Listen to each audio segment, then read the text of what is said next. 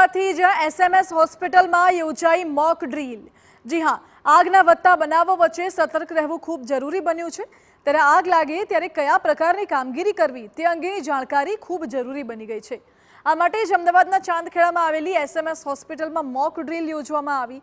Mock drill દરમિયાન તબીબની કેબિનમાં આગ લાગી હોય તેવી સ્થિતિ પણ ઊભી કરાઈ અને વિકટ પરિસ્થિતિમાં બચાવ કામગીરી કરવામાં આવી। દર્દીઓને સલામત રીતે અન્ય જગ્યા પર ખસેડાયા। આ સાથે કેવી રીતે બચાવ કામગીરી કરવી, આગ પર કાબુ કઈ રીતે મેળવવો, અચાનક આગની ઘટના અંગે ખબર પડે તો સૌપ્રથમ શું પગલાં લેવા તેમજ ફાયરના સાધનોનો ઉપયોગ અને ચકાસણી સહિતની તાલીમ પણ આપવામાં આવી, જેથી હોસ્પિટલના સ્ટાફને પણ જાણકારી રહે અને વિકટ પરિસ્થિતિમાં પગલાં લેવા જરૂરતા લાવી શકાય। આ સાથે જ મહત્વનું છે કે હોસ્પિટલમાં આગની મોકડ્રીલમાં ફાયર વિભાગ પણ જોડાયું।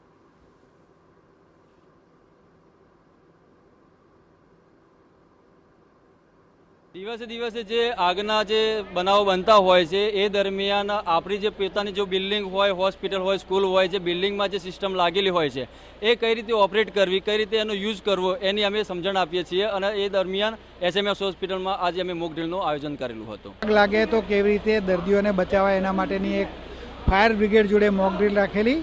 એમાં અમારી હોસ્પિટલમાં આગ લાગી અને અમે ફાયર બ્રિગેડને એક્ટિવેટ કરીને 10 થી 15 જેટલા દર્દીઓને તે આગની જગ્યાએથી ઇવેક્યુએટ કરેલું ને અમારી બધા જ જે અમારો સ્ટાફ હતો એને કોઈ પણ જાતની જાણ કર્યા વિના એ લોકો કેટલા એક્ટિવ છે અને કેવી રીતની આગ લાગે ત્યારે કામ કરવું એ માટે પૂરેપૂરી અમારી ફાયરની સિક્યોરિટીની અને બધાની સાથે ખૂબ જ સફળતાપૂર્વક એક મોક ડ્રીલ કરીને દર્દીઓને બચાવવાનો પ્રયત્ન કરેલો। અમદાવાદની એસએમએસ હોસ્પિટલમાં ફાયર વિભાગ દ્વારા એક મોક ડ્રીલ કરવામાં આવી। હોસ્પિટલમાં અચાનક જ આગ લાગવાની ઘટના બની, કેવી રીતે દર્દીઓને ખસેડવામાં આવે છે, કોઈ પણ પ્રકારે તેમને કોઈ ઈજા ન થાય તેનું ધ્યાન રાખી અને વહેલામાં વહેલી તકે તમામ દર્દીઓને સરળતાથી ખસેડી શકાય તેની તાલીમ આપવામાં આવી।